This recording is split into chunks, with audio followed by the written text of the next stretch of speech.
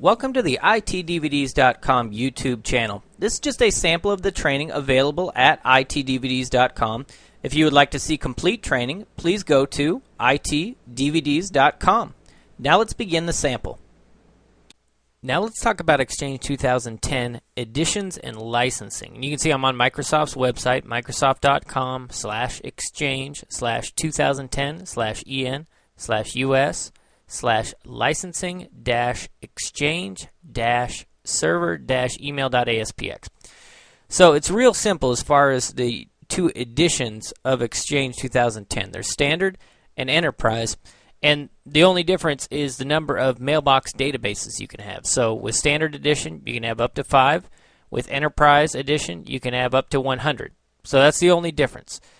There's no difference with high availability or anything like that. It's just the number of mailbox databases.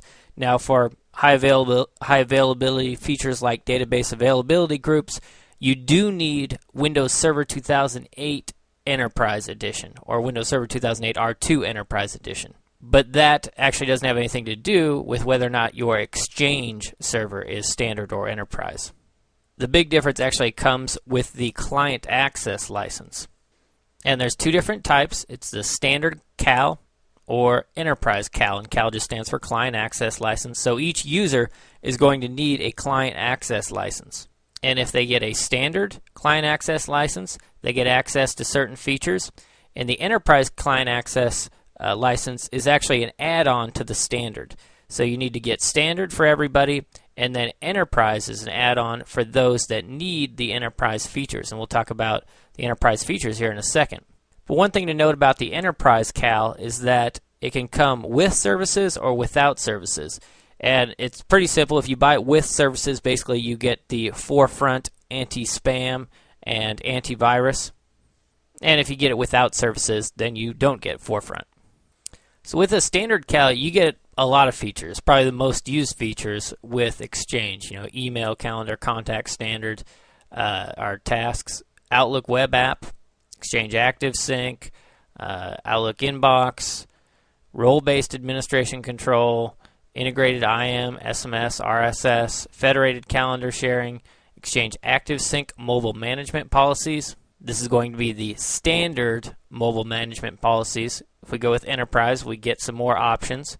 Journaling, we get it per database with Standard. If we go with Enterprise, we get it per user and distribution group.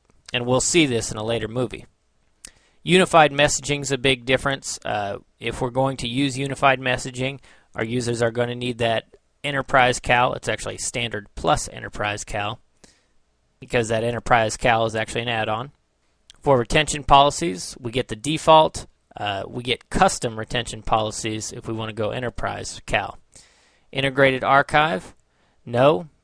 And this one actually requires Office 2010 Pro plus volume licensing, and you need that Enterprise CAL. And integrated archiving is a huge new feature with Exchange 2010, and we're going to see it in a later movie. Multi-mailbox search and legal hold, you're going to need an Enterprise CAL, and same with your information protection and control. So that's Exchange 2010 editions and licensing, and it's pretty simple compared to previous versions of licensing for Microsoft products.